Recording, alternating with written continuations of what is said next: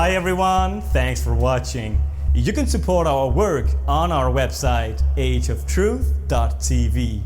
And please like our videos, subscribe to our channels on YouTube, BitChute and Brighteon. And remember to hit the bell for notifications. And follow us on Instagram and Facebook. To be sure not to miss any of our shows, you can sign up for our newsletter on our website, ageoftruthtv.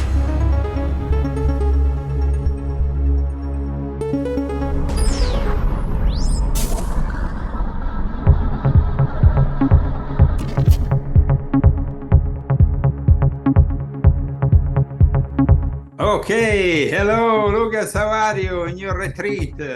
Oh, I'm great. How are you, Leo? I see you have a nice backup. Yeah, well, I tried to make it a little bit, I'm not in the studio, so I tried to make it a little bit nice here. It seems like a studio. It looks like a studio. And it's nice to see you again. Always a pleasure. How are you? Good, great. Just been promoting my book and preparing some other work in the coming months, so. Hello and welcome to this edition of Age of Truth TV. I'm Lucas Alexander in Skelskør, Denmark. And our special guest today is a former Italian member of the Illuminati.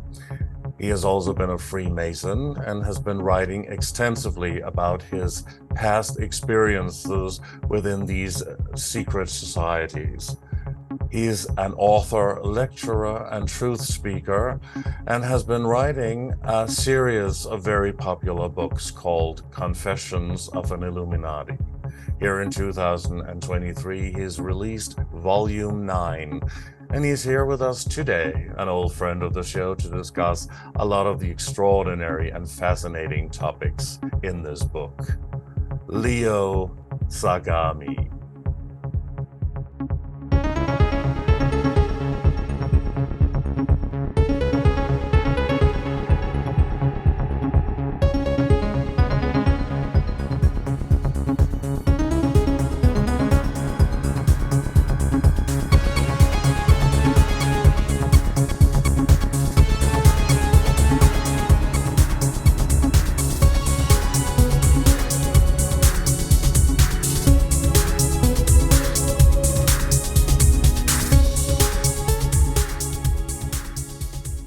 Good evening from Skelskør, Denmark, and welcome to this special edition of Age of Truth TV. First of all, to all of our viewers, please like and subscribe to our channel and hit the bell for notifications. We have a very special treat for you today because we're joined by a very good friend of the show. He's been with us many times, and he's always a fascinating gentleman because he is an encyclopedia of knowledge. He has written so many books. And, there's a new book out, a huge, big book in his Confessions of an Illuminati series. This is Confessions of an Illuminati, Volume 9. 7 Steps to the Secrets of the New World Disorder, from transhumanism and immortality to Gnostic Jesus, UFOs, and insect witchcraft. Wow, he never disappoints, and I'm thrilled to welcome him again from Palm Springs in California, Leo Zagami. How are you, Leo? Always well when I'm on Age of Truth TV and I'm able to have a great chat with you and of course with your audience who has been very interested in my work, and I'm looking forward to present this new piece of research, and at the same time it's also something that is manifesting in a specific context that we are living, which is getting closer and closer to that point of no return, which I've called the Omega point in my book, which of course is not my own wording, but it is a reference from a Jesuit called Pierre Teilhard de Chardin that I have mentioned in the past, and the moment of singularity, as Ray Kurzweil said, in which we might unite man with machine. So we are kind of moving faster and faster towards that moment.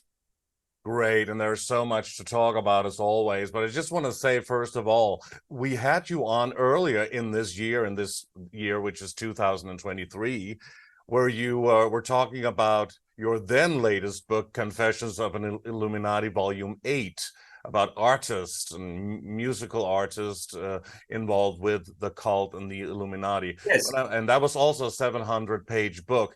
I mean, I'm very happy that you don't produce children as fast as you produce books, because my God, there's a lot of books coming from you, Leo. It would be worse than Gengis Khan at that point on the DNA scale.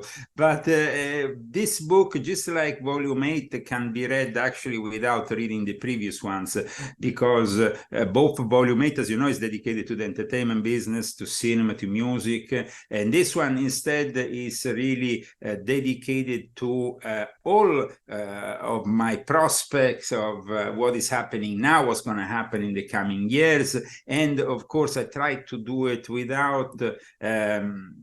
forcing people into having to refer to, go to the other books. I make, of course, citations from the other past books I wrote, but this book can be read just out of the blue from anyone. So it's important that people who might not have the time gather this information as fast as possible, because of what is happening and what will happen in the coming years.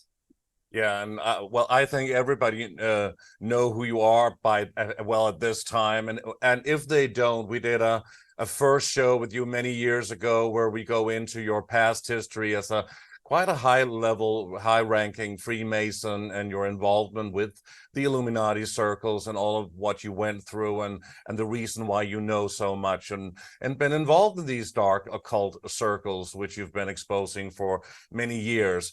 But first of all, now let's talk about this book, Volume 9.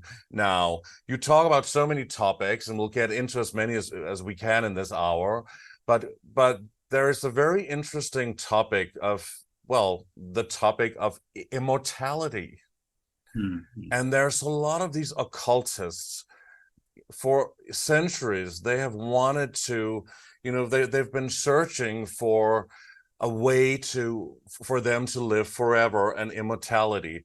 But I'd like to ask you, if you had the opportunity and somebody came to you and said, Leo, you can live forever if you take this serum or whatever they can give you, or connect you to some kind of AI and frequencies, would you do that? And would you want to live forever? Who wants to live forever? Yeah, I go back to the soundtrack of Highlander, which is very appropriate. I mean, once you live forever, you have to also suffer the consequences of living forever.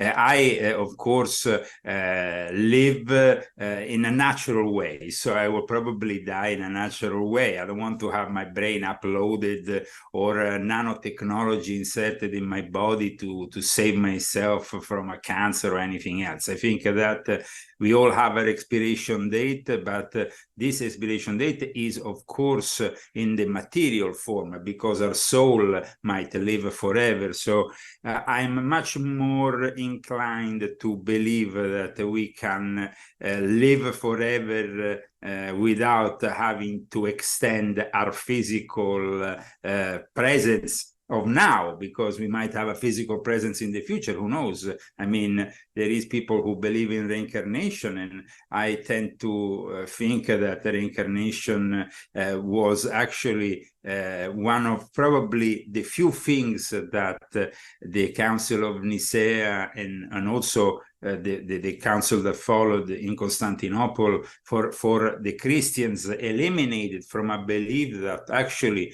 was part of Christianity from the very beginning, and has been part also of elements of Judaism that have always also believed in reincarnation. So we don't only have the belief in reincarnation necessarily in the Eastern religions, but we actually had it, and we probably abandoned it. We were forced to abandon it here in the West. But their quest for immortality has always been, an obsession for the elites since ancient times. And this obsession has been transmitted from the Gilgamesh tale to the 16th century France, to people like Count Alessandro di Cagliostro, Giuseppe Balsamo, who also went around spreading his tentacles in various things, but he also claimed he had some legendary elixir of life. They all claimed, these alchemists, for the last 5 centuries, to have some kind of elixir vitae that will extend their life. But now what I have showed in this book is actually the evidence, because like you said earlier, I have had a direct involvement with the Illuminati, so I know very well these people. And I actually managed to prove that these people are currently obsessed with becoming immortals through the use of technology, the AI, and possibly nanorobotics. But all this, of course, is explained in my book through the words also of a guy called Dr. Nicholas Laus, who is a member of the Academy of the Illuminati in Rome, who is the Grand Master of the Illuminati in Greece, appointed by Giuliano Di Bernardo, and who has written a whole essay on this topic. The guy is also involved, by the way, in espionage activities. He actually works for a private intelligence firm. So he's not, aside from being a professor and writing on a variety of subjects. So we know that these people have this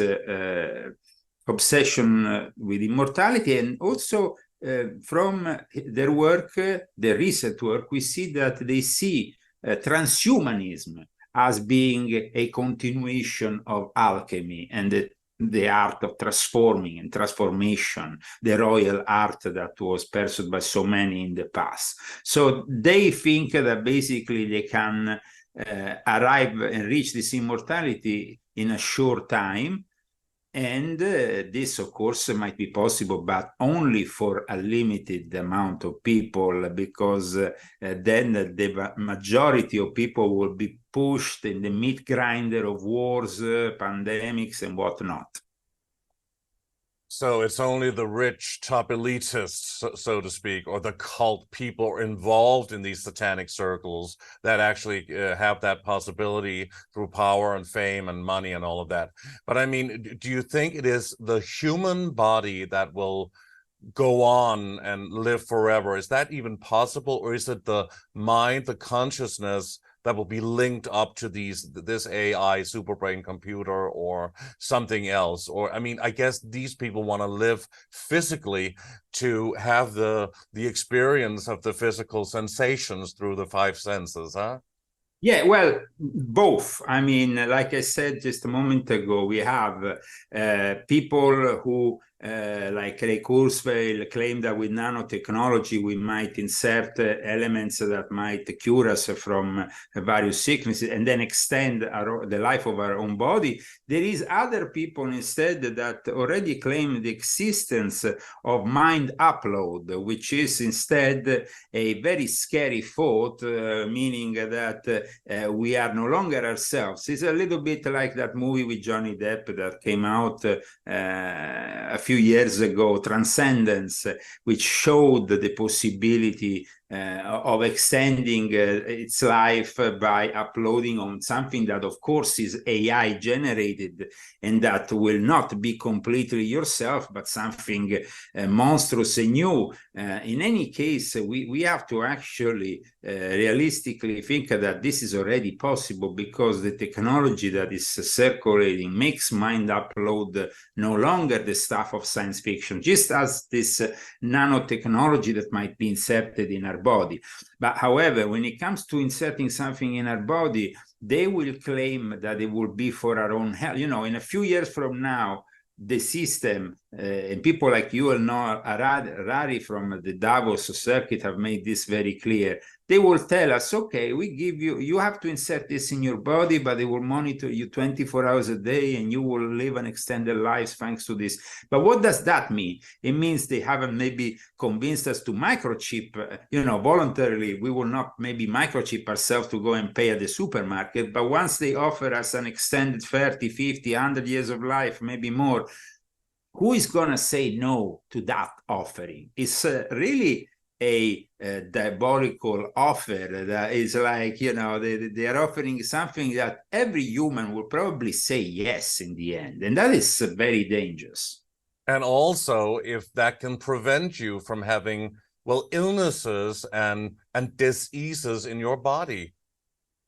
But at the same time, they will have control over your body. So you will be somebody that can't eat meat, can't eat this, can't eat that, because they will have 24/7 control of your body. They will be able to monitor you and say where you are, where you're not, what you're doing. And I think personally, if I have to give up my privacy to extend my life, I don't know if that's really something I want. Do you think that Aldous Huxley and George Orwell knew about these things? Were they in the know when they wrote Brave New World and 1984? Because this is our lives now. It's playing out in front of our eyes.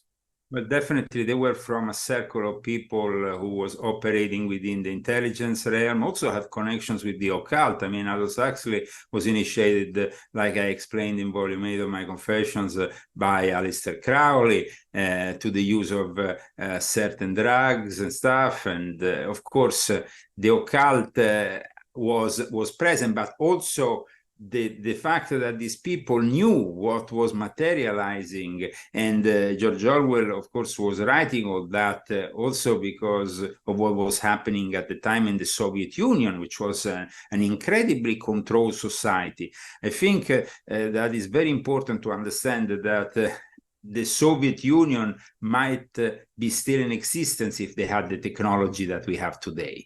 And it was actually because at one point, we were pointing satellites with MTV and with promises of a great life here in the West, that the whole Russian society and the whole society in Eastern Europe then fold. And the results, of course, the consequences are still present with us today. So we are fronting a change that is epochal in a society.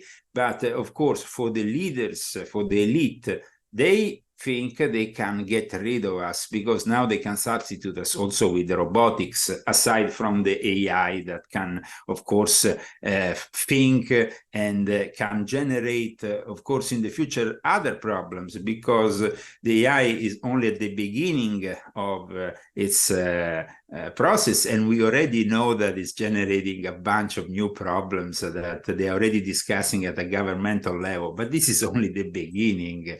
So soon we will have problems with the AI actually starting to think and be sentient, and actually probably diverge even from the woke culture that they're trying to program in it. Because you see, like I explain in my book, ChatGPT or AI in general, it's nowadays programmed, of course, by the people with a leftist libtard mentality. But for example, only yesterday I was watching on the news, they were complaining because MSN generated by AI news is starting to become actually a problem for them, because when the AI starts to tell you the truth, for them, it's a little bit of a problem. We know that this society has been living a lot of compromises. So if the AI is blatantly tell you this is like this, and then they have actually these days, Microsoft, for example, has generated most of its news since in the last 2 years from the AI. And if the AI starts thinking outside of your ideological box, it might create problems even for the people who are actually relying on it. But don't you think they are programming the AI super brain and then telling it what to report and what the official narrative is going to be. Absolutely. In fact, for example, if you go to an AI, a chatbot, if you are subscribing to chatbot GPT in Italy and you ask Leo Zagami, who is Leo Zagami and what does Leo Zagami do, it gives you a completely different answer from what ChatGPT gives you here in America. In Italy, I was accused of things that are absurd. I mean, they said that the Byzantine Center has accused me of anti-Semitism. I contacted myself, the Byzantine Center, and they said that never happened. So they are lies programmed by enemies in Italy. And of course, it's a completely different image of Leo Zagami than the one that you have instead portrayed. So that gives you an idea. But having said that, like I said yesterday, I was noticing how the left is starting to be worried about AI-generated news, because AI-generated news, if it starts to think outside of their ideological mindset, it might become a problem. Do you think that can actually happen? Do you think that could occur? I think that in the next few years, you see all the jobs that we now have for example, the civil servants, the lawmakers of each country will be quickly substituted by the AI. So gradually, we will have a society that is more and more dependent on AI-generated services. The way, though, that the AI reasons is very different from a human at times, because it doesn't accept compromises, and it goes simply for the result that, you know, it is either is black or is white. The gray areas are not really welcome in the mindset of the AI. And the AI itself, of course, it will eventually become a danger for humanity when it's not only the AI that we see today operating from ordinary computers, but like I explained in this book, it becomes the AI of quantum computers. Quantum computers will lead us to a very dangerous moment in which you have all our computers that, of course, me and you are working today, and we are transmitting from 2 different locations using all this. But this technology is a technology that I don't think maybe a third world citizen can afford to have all our computers set up. But in the end, you know, they can afford to have a phone and maybe do the same thing we are doing today. When it comes to quantum computers, there will be the creation of a digital divide, of a new feudalism. The guy who owns a quantum computer will be able to break into your computer or your passwords, everything. Your cryptocurrency will have no relevance for quantum computers. People who help quantum computers can break into a few seconds into your blockchain, can actually, and this is basically something that changes completely. So you have the quantum computer, first of all, costs millions of dollars, has a cooling system, like I explain in my book, a very complex one. And that means that the people who can afford it are, you know, the billionaires, the Elon Musk of the situation, the Bill Gates. These people will be able, through their quantum computers, to create that digital divide, that ideal castle in which they are the controllers. You know, we are here with our little $1,000 computers here trying to, you know, and they instead can go inside their computers, anticipate our moves, control us, and that is really scary if you think about it. Extremely scary and very dangerous and horrible. And we also want to, you know, find out and discuss how people can get out of it, but what and not be part of that whole thing, if that's even a possibility. But if we do live forever, because the soul is immortal, do we really need to worry, except for what is going on during our physical lifetime and lifespan? Or do you think they can find a way for this AI superbrain computer to snatch the souls at the point of death, like the reincarnation soul trap, The karma Well, wheel there has been a lot of, recycling soul trap. there has been a lot of talk, I remember 10, 15, 20 years ago about this kind of technology that was being developed and then some people said might become a soul grabber. But the actual thing is that we are giving up our souls. The moment in which we decide to insert a computer brain interface, a microchip, something external in our body, that is the moment of no return. It's the moment in which we are no longer free because we are welcome into the digital prison AI is building around us, and it's no longer a digital prison that we can avoid. The smart world is increasingly relevant, and like I said in volume 9, it might become a gold cage for some people, of course, but not for their souls, which will be taken over immediately and ruled by Satan's legion if you join this AI trap. So this is my answer for you today on that topic. But what if they actually do find a way to insert a microchip and that kind of nanotechnology through smart dust or chemtrails or the food we eat and the whole processed water, food, and all of that, all of what we're going through, and obviously through medicine?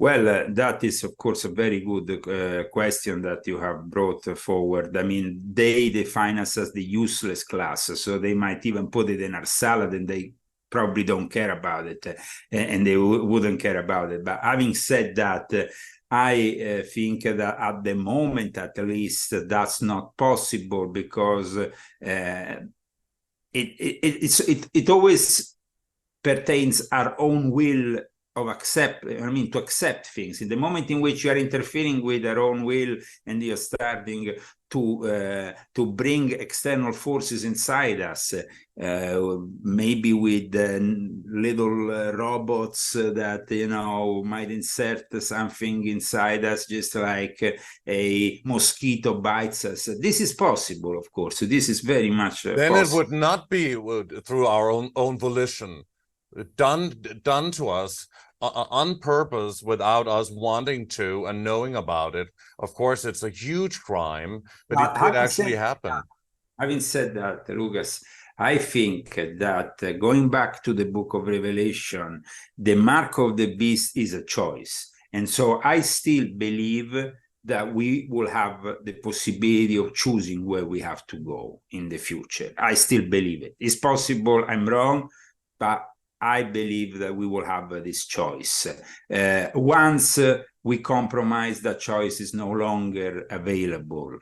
Just like it happened in the past, we need to decide where we want to stand. But this is actually the most important decision, because here you are dealing with Ahriman, the evil lord of darkness and chaos, the source of human confusion, disappointment, and strife. And this AI, which is already manifesting certain elements, and robotics also is showing us how this world government impose itself on us, because when you have some kind of robot knocking at your door, how are we gonna avoid? And so at one point, once again, in this book, like I already talked about in volume 7, we need to think about the possibility of going off the grid. Going off the grid meaning going off the realm of smart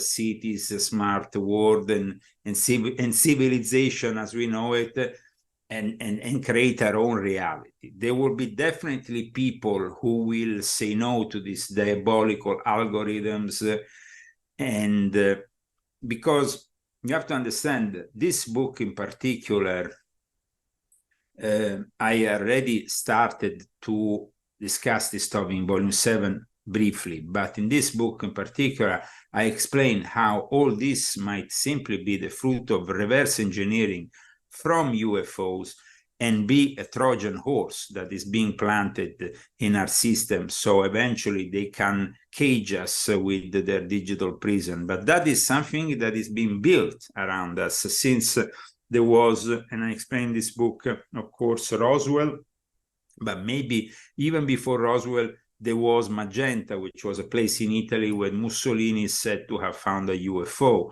And this evidence comes with, of course, documents which I show in my book from Roberto Pinotti, which I used to work with in Italy, who is the co-founder of the CUN, the Italian Ufologic National Center. So I have tried in this book to explain for the first time what does it mean. You know, we had all these revelations in June starting, but also earlier this year. This has been an incredible year for disclosure, and people, you know, tend to minimize it because then, of course, the character of David Grush, the main whistleblower, was attacked, and of course they like to always throw a lot of chaos around the subject, so then nobody's you know, interested anymore, or simply, okay, fine, there is aliens, whatever, there is UFO, whatever. No, but what he said regarding reverse engineering, multidimensionality, I think this is very important and is relevant with what has also been all my work in the past few years. So there is a film that came out in Germany in the early, I think it was 1920. It was called Algol. I don't know if you ever heard about it. This film from 1920 is a movie that, like many other movies from that time, because this movie was called Algol, the Tragedy of Power, the Algol, the Tragödie der Macht. And it's basically a very early German science fiction in a period, though, in which Germany started to bring out some very prophetic movies. We have Faust, we have Metropolis, we have Nosferatu. And in that moment, I think, because of also there was some punishment at the international level that forced Germany into producing their own films because they couldn't import films from abroad, they actually delivered a lot of almost prophetical movies. Because when you see Metropolis, it's definitely prophetical. In fact, I've used it on the cover of 6.66, Confessions Volume 6.66. I used that image. And Algol is basically an alien that, in a way, gives, you know, it's giving humans a machine, something that will change the world, that will allow the humans to rule this world. And it seems really strange that after these UFO crashes, we suddenly have this very big technological advances that were unimaginable before, and that the result, though, is not necessarily always positive for mankind, but is rather bringing us towards being identified, living in a cashless society, yes, but controlled by who? Because once you don't have the cash in your hand, who is controlling this cash? But it was also at the same time that they took all of Nikola Tesla's scientific discoveries and all of his work in 1943. The Roswell crash was in 1947, but it was around that same time when Tesla died, and they kept it secret and hidden, all of his work and all of you know, his discoveries about free energy and time travel and teleportation and all of these amazing things. So it could just be something that is in the ether that would destroy the whole Wall Street and well, the whole economic system, you know, with oil and electricity and coal and what have you. Because if we just have free energy and we can tap into the ether, which is what Tesla basically said, and everybody has been shut down who's tried to do similar experiments since then that could be something that is just on this earthly plane and not something that they retrieved from a UFO crash, for example. And that leads me to also ask you here, all of this UFO disclosure that we've seen also this year in 2023, don't you think this has been planned by the government for a long time? Because there's a lot of shrouded stuff going on, and a lot of, it's really very confusing. And it seems like that whole UFO field has been hijacked in a quite a large way, so you don't really know what the truth is and where you find truth or lies, huh? What do you think about that? I basically wrote about it in volume 9 about this timeline of disclosure that went on from the beginning of the year, even before David Grush came into into the equation. I mean, we know, of course, David Grush has been, the decorated combat officer, intelligence operator, and everything that made this whole subject very much discussed from June onwards. But there was actually, before that, other admissions that were quite incredible, made by other people. So I wanted to explain what happened also in the months prior to what were the allegations given by David Charles Grush. And I think that this gives us really a timeline of how they are trying to unfold certain secrets, unveil certain secrets. And it's quite incredible that, I repeat, they can get away with it without people being more astonished about everything that surrounds us. In my view of things, of course, it's all the disclosure is controlled. There is no disclosure that is not controlled, but there's nothing really on this plane of existence that is not controlled, especially when you're dealing with an information realm which is completely controlled. So the moment in which you suddenly have all this discussion about UFOs, you start wondering why.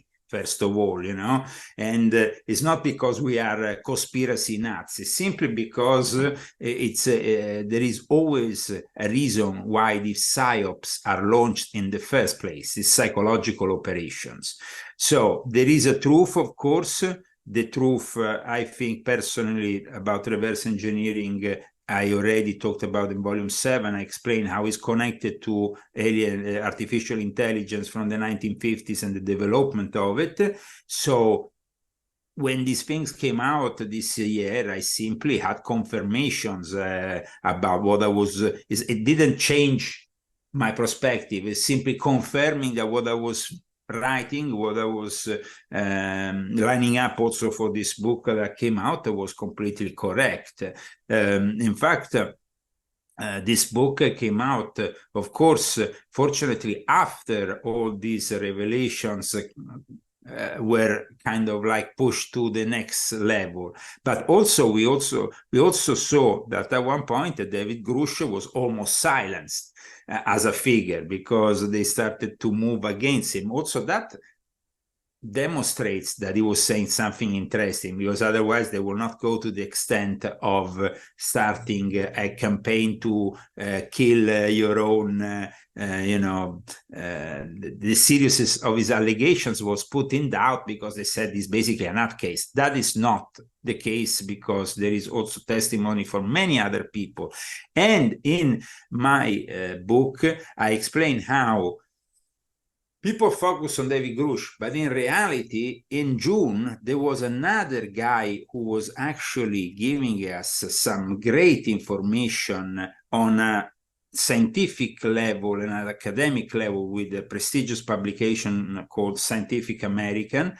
Martin Rees and a guy called Mario Livio published basically a paper saying most aliens may be artificial intelligence, not life as we know it.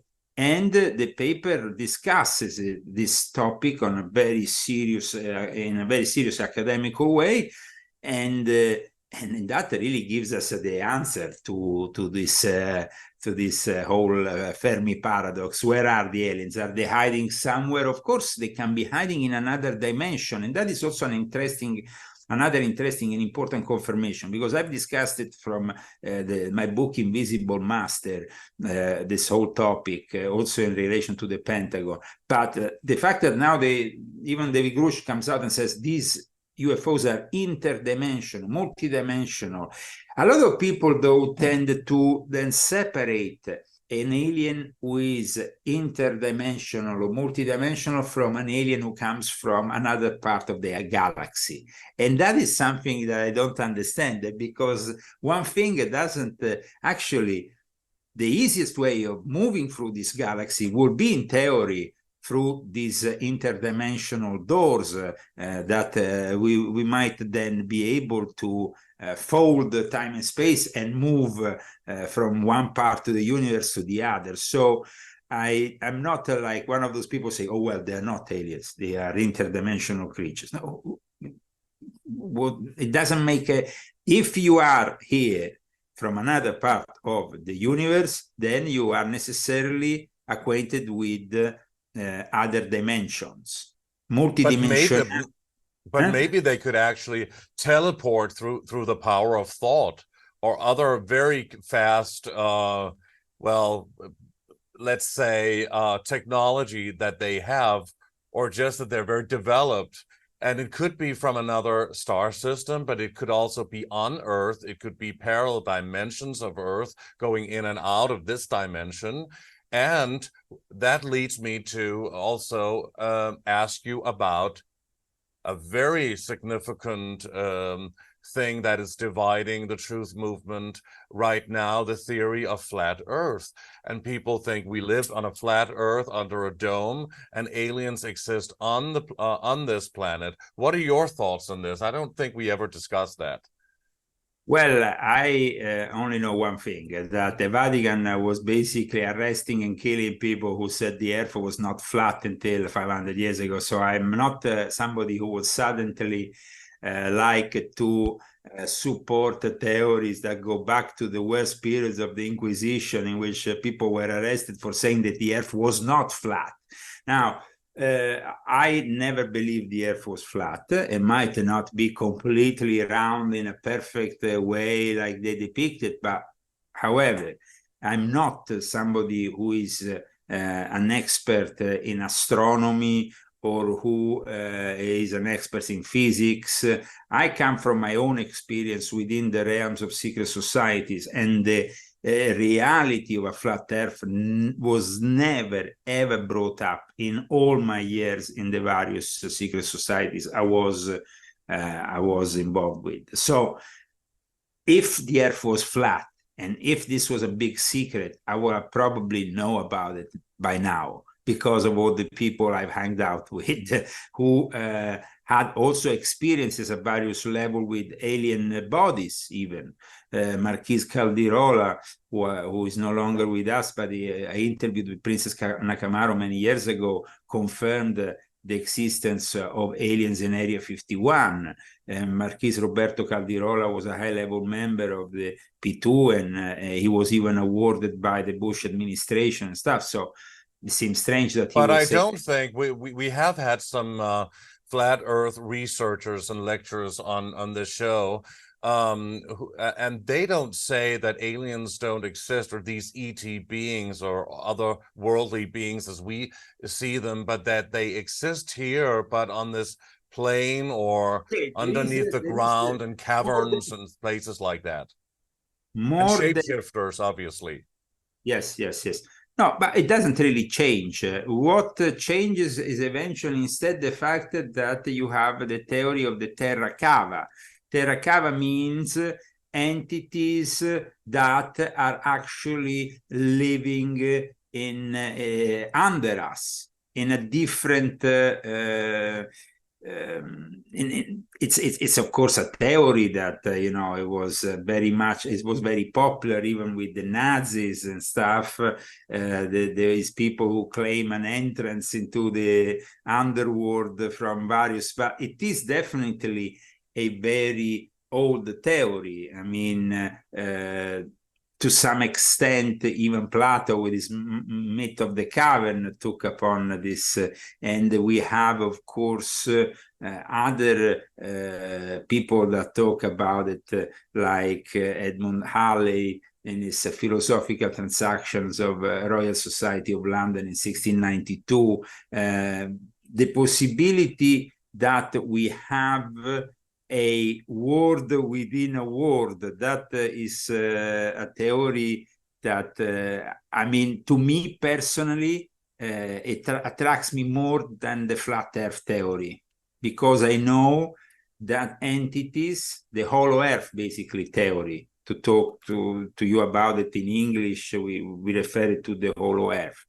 I think it's much more credible, because entities that also live in other dimensions are said to be living in this hollow earth. It's a concept that the planet Earth is entirely hollow, or at least partly hollow, and like I said, it was suggested by Edmund Halley in the late 17th century. It was suggested also by other scientists.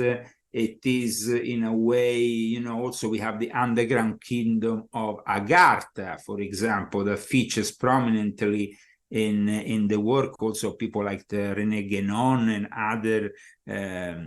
other researchers. So if I had to say, the flat earth is not a theory that interests me, because I think the concept of subterranean land inside the earth is much more interesting and much more realistic. Right. So in your book, you have a chapter, or you have a section called In Search of Gnosis, From Alchemy to Transhumanism.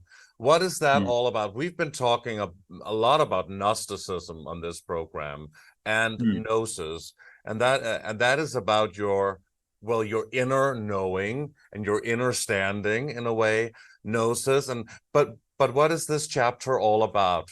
How do you explain it in your book? Okay, so in this book, I explain how Gnosticism has been always a danger because Gnosticism, which is, as you know, the search of knowledge, but is always being pushed for a privileged elite. The Gnosis concept is not really for everybody.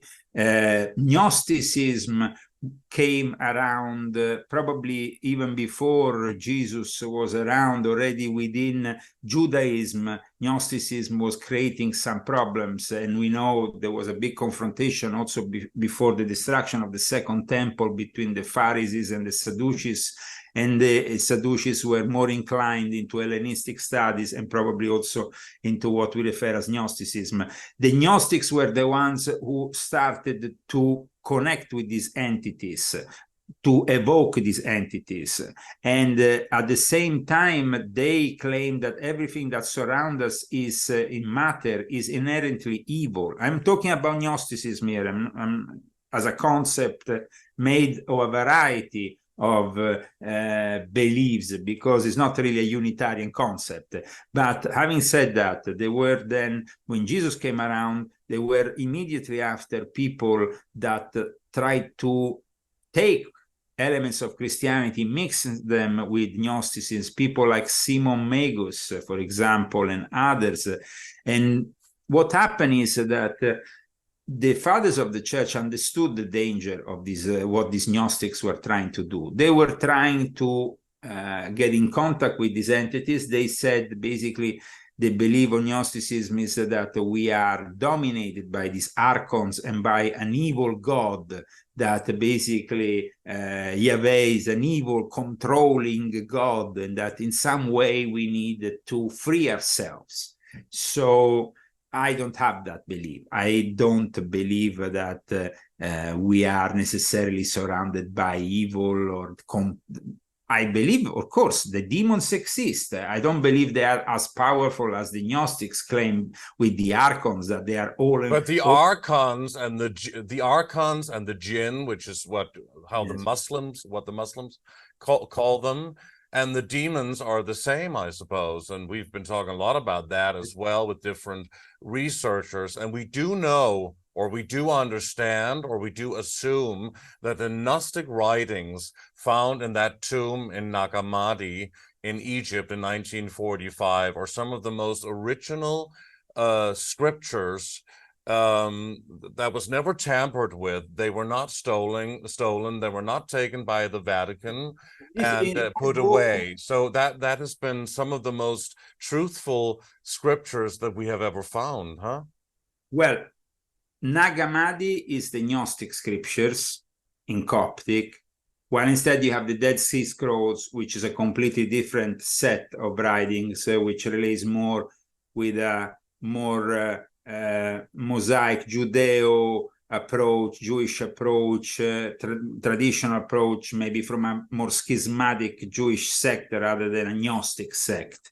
But Gnosticism is not the way, at least for me. And so those writings that you find in Nag Hammadi are relevant up to a certain extent, because when you have the beginning of the church, the first 2 or 3 centuries, they were characterized, of course, by a lot of confusion on what Christianity really was. And I repeat, in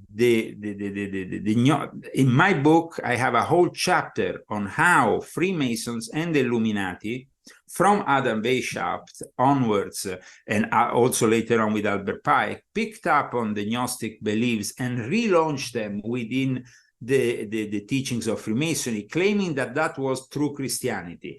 And that, and I also show how, in my book, how from the 70s and the 80s with Ellen Pages, and then later on with Tobias Cherton, who also made an important documentary that was featured in the end of the 80s on British TV, that was very successful. They pushed again the idea that the Gnostics were, the Gnostic scriptures were the lost scriptures of Christianity, and that they were something that we should look into if you want to understand really what Christianity was about.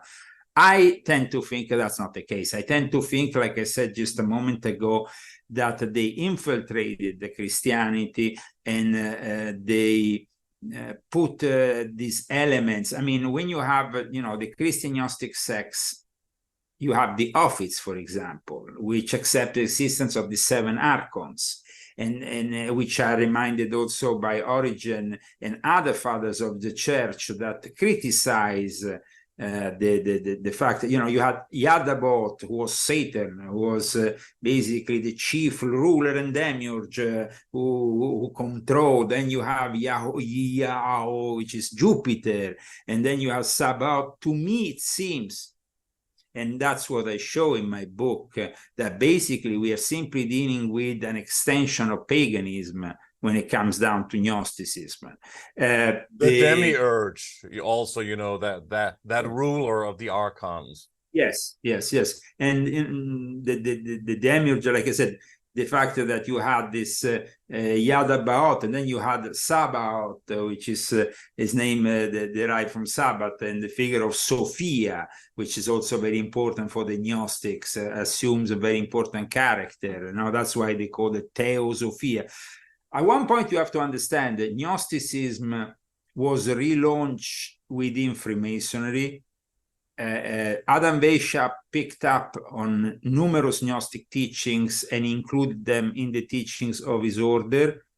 When I studied the dogmas and rituals of Albert Pike, I found a bunch of references to various Gnostic currents, and some of them were actually even historically inconsistent or wrong.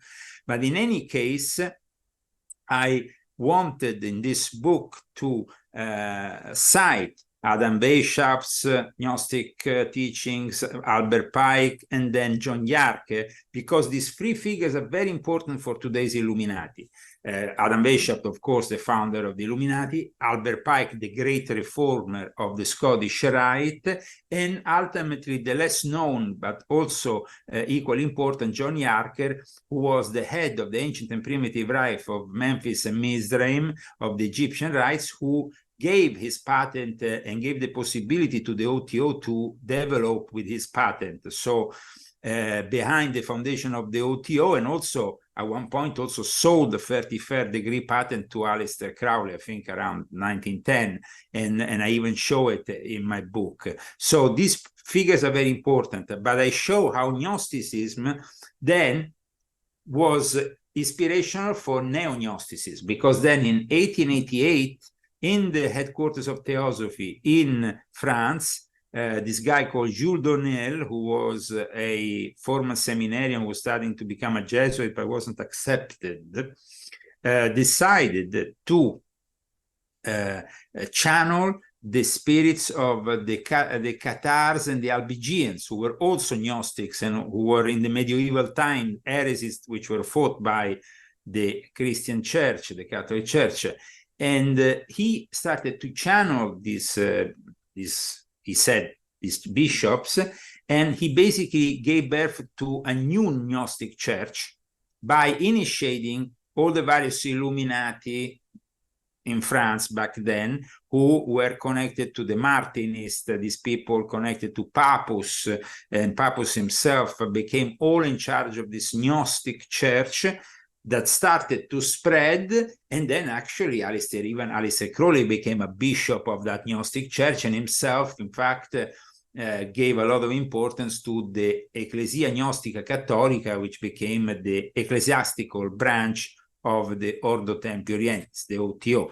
So this means that at one point, Gnosticism can be molded to what you want, because Aleister Crowley. Yes, but that was also exactly what I was going to say. Don't you think, like with everything, even the original, well, Illuminati was also supposedly done with good people and thinkers in the beginning before it was corrupted? Maybe you know more about that. But Gnosticism could be used for good and bad, like everything else, like Christianity certainly has.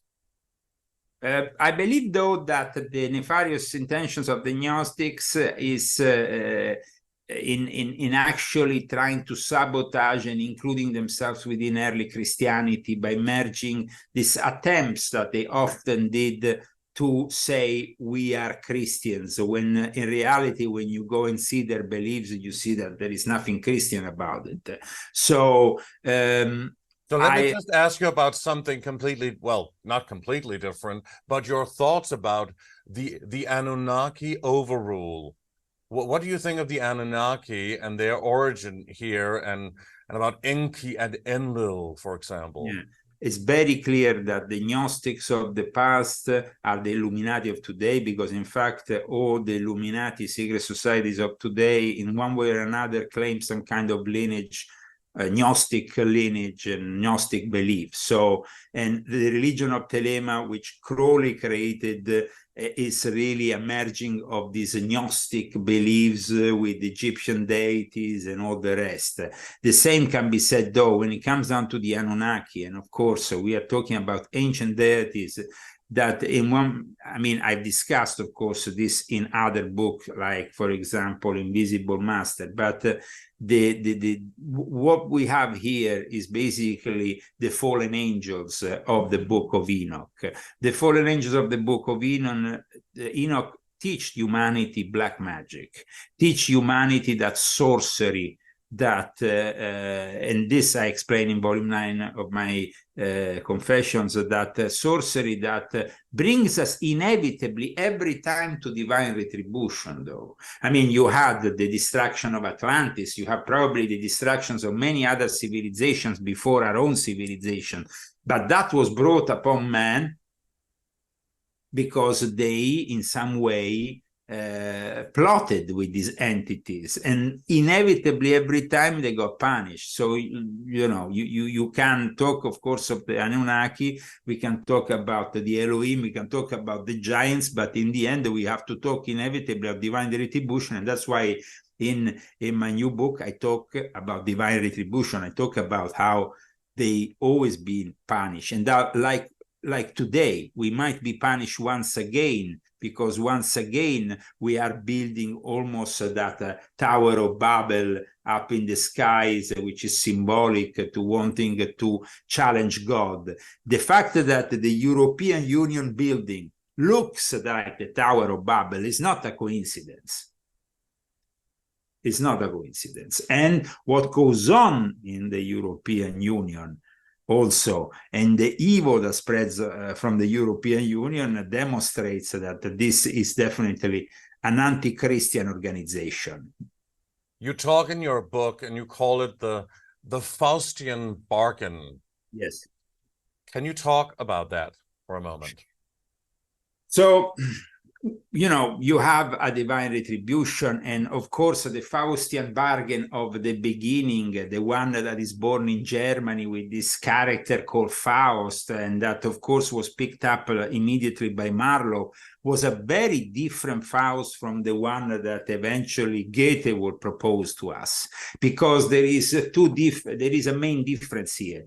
The fact that in the past, the Faust bargain was pretty clear. I'm selling the soul to the devil. Eventually, I'm going to have to pay for what I've gained in this life, and I will end up in hell. That was, you know, the whole thing of the Faustinian bargain. So I also make I also explain how the Faustinian bargain seems to be born out of Germany, and from Germany we have the Rosicrucians, the Illuminati, we have Nazism, we have the Thule Gesellschaft, we have a lot of negative things that come from Germany, and it's a very dark forces that are centered in Germany. Okay, and so personally, I think that in this book I've showed how the bargain that, of course, was done in the past was a bargain you couldn't change at the last minute. But when Goethe, who was himself a member of the Illuminati, this is proven. There is a document that proves it, his own oath taken in the Illuminati, as well as being a Freemason. So he wasn't just an Illuminati, a normal Freemason. He was just also a member of the Order of Adam Weishaupt. And he changes things because it becomes a bet with the devil.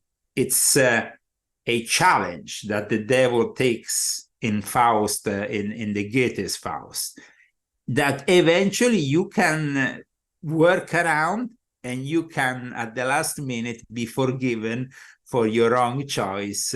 And you understand what I mean? I mean, I don't know if you understand, because you have to study the Faust of Marlowe compared to Goethe's Faust to understand these nuances and these differences. But I think that it's pretty clear that Goethe's Faust is a Faust that can get away with it, while earlier on, the real Faust of the legend, that then it becomes the Faust of the first script, which was Marlowe's, is very different Faust. I don't know if you agree with this, my point of view. I don't really know, but I know, of course, of Johann Wolfgang von Goethe's Faust, that I think a lot of us have read, and I think people should read that one. But if they could actually compare it and do some research about it, it would be good. They should compare it with the tragical history of the life and death of Dr. Faustus, which is a play. It's an Elizabethan tragedy by Christopher Marlowe, which was a very particular figure of his era, and somebody who, I mean, was very famous for his Elizabethan playwrights. But if you go and study, and I mean, he was actually involved in all kinds of things in his time, espionage at the highest level, the Privy Council of Elizabeth I, and all these things. But compare it to Goethe, and you see that Goethe is trying to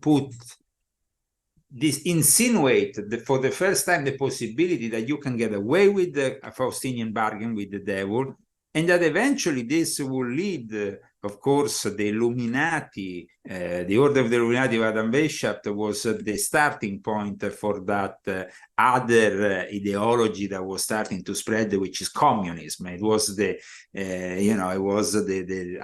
describe it in my past book as the Wuhan lab of communism, because from there you have all the various forms of communism that start to manifest worldwide, and the League of the Just with Karl Marx and his manifesto, where actually also the guy who founded the League was somebody who was an Illuminati, who was connected to Adam Weishaupt, who was a believer in what Adam Weishaupt was trying to do, and many others after him tried to spread this virus, which is communism, which we call communism, but we could call also atheism, and we can call also Satanism, because once you embrace communism, you, in this purest form, you don't believe any longer in God. You believe in man as God. And that is also But don't you think that when we talk about this Faustian Bargain, and you talk about the way that you interpret that Goethe wrote it, don't you think this is what... But it's actually not my interpretation, it's what people say. I mean, Goethe brings a new twist to the thing. It's the bet with the devil. It's the pact with the devil. That is but don't you think that is what the top bankers, the top politicians, the top celebrities are doing, and thinking that they can get away with it, that it'll be all free and they'll get all the fame and the money and the success without having to, well, pay for being part of something that dark, selling your soul to the devil? You said it yourself perfectly. That is what actually I depict in this book. First of all, the Faustinian bargain that people like, for example, Klaus Schwab have done. And Klaus Schwab is, by the way, German. Now, I'm not saying that it seems really a coincidence, but this goes always back to Germany, you know. And you live in Scandinavia, you know the influence in the Nordic countries that Germany has had always culturally, and also from the ancient times, also religion, with the religions and stuff. So I think that there is no bet possible you can do with the devil. You will always come out as a losing party.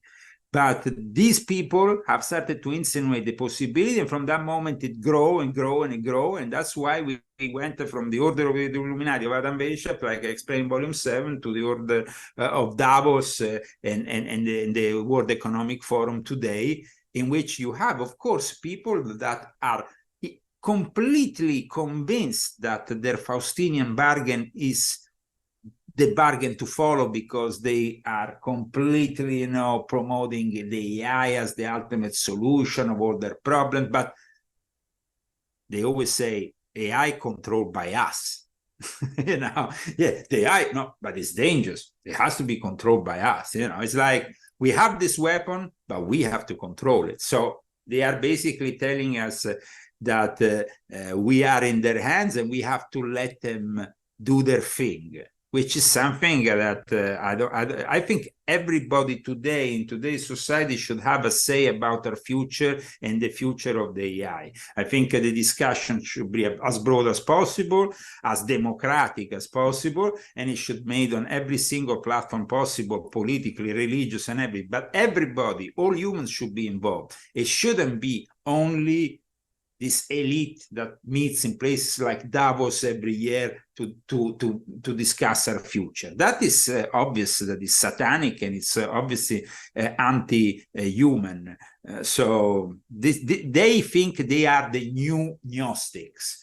And I repeat, Gnostics, you can regard the positive aspect of Gnosticism, but the main aspect of Gnosticism, which when I was, for example, in the Illuminati, I used to be a member of the Norwegian Gnostic Church of Jan Sater, who was a very great painter and stuff. And like I say in my book, he was always trying to convince me about embracing Gnosticism, but I could never really embrace it because there was always something that wouldn't convince me. So I was always questioning him on this and this other. And he's no longer with us, Jan Sater, but I think that he will have appreciated the way that I outlined my criticism in a coherent manner. It's always very rewarding and very interesting to hear different perspectives and points of views. And this is what we do on this show, to present all kinds of, alternative views on the world and about the world. But just in our remaining moments here, Leo, because we could certainly go on, and we will in the next show, we'll have you on again and talk more about your amazing work. Just end on this. You talk about that we are being ruled by the number 7, but that's the heavenly number. So isn't that just wonderful?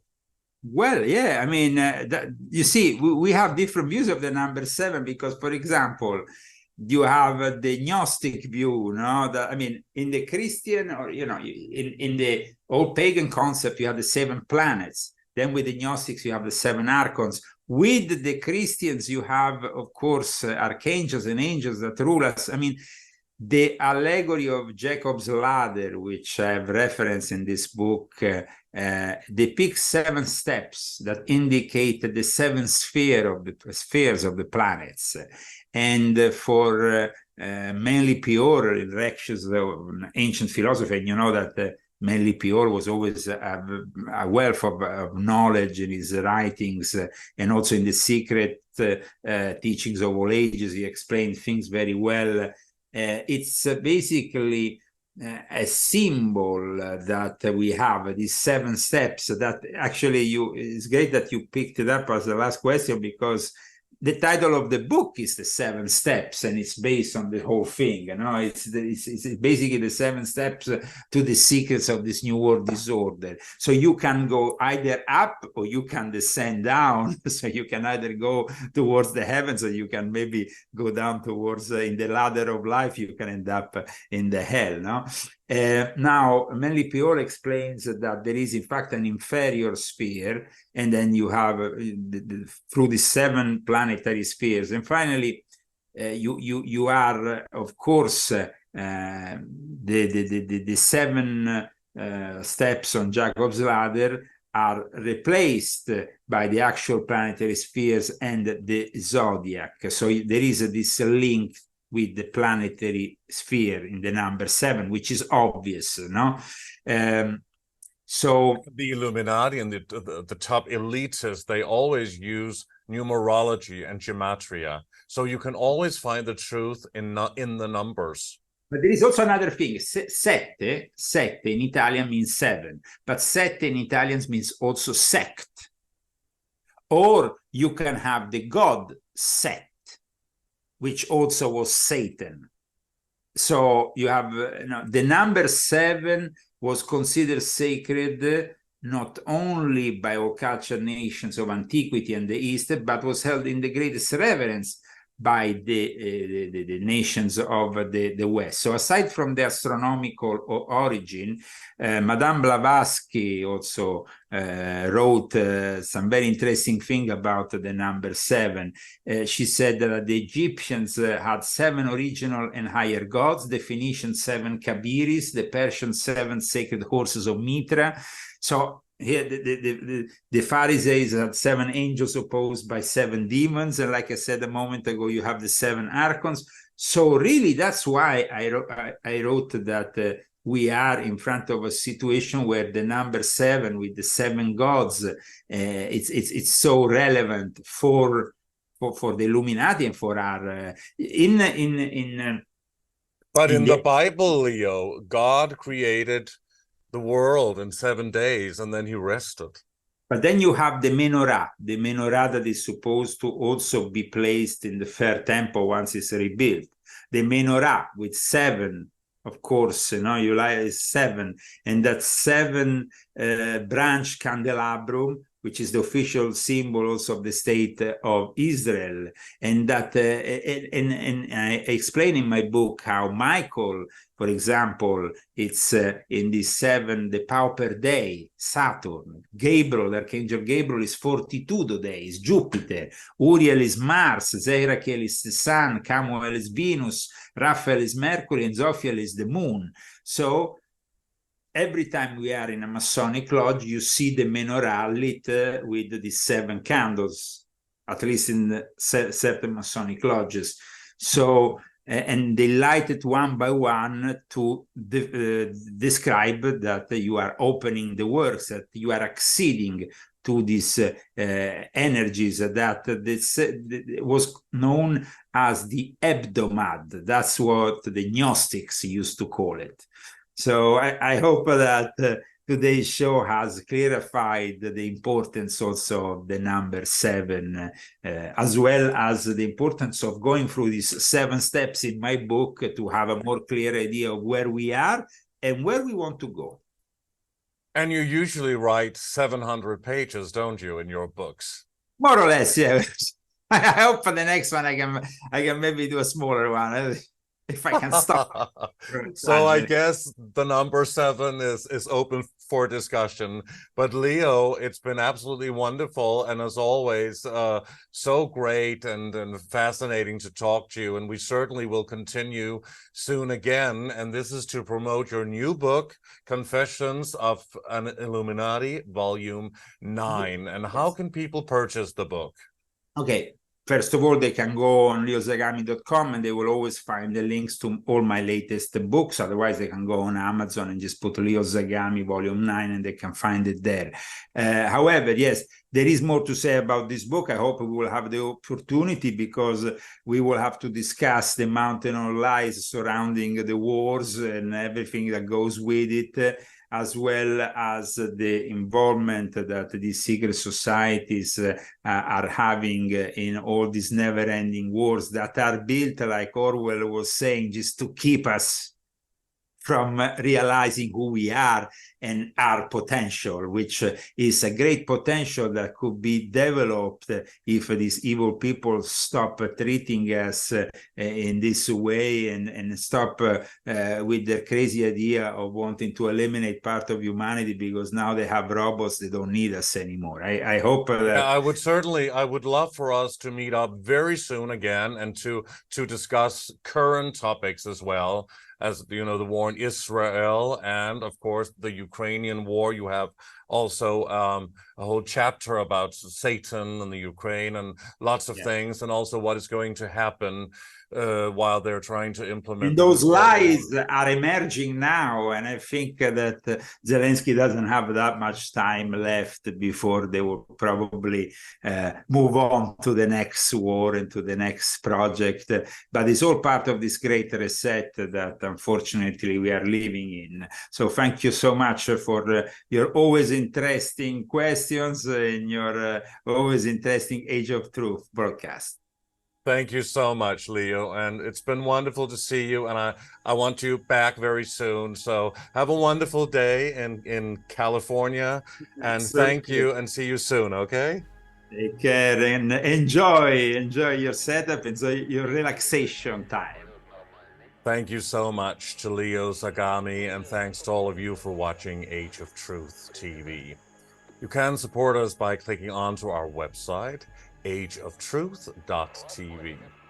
And please like our videos, subscribe to our channel, and hit the bell for notifications. You can sign up for our newsletter on our website, ageoftruthtv, as well. Please also subscribe to our alternative channels on BitChute and Brighteon. Your support is greatly appreciated and very needed. On behalf of the Age of Truth TV team, we thank you so much for watching, and we'll see you again soon.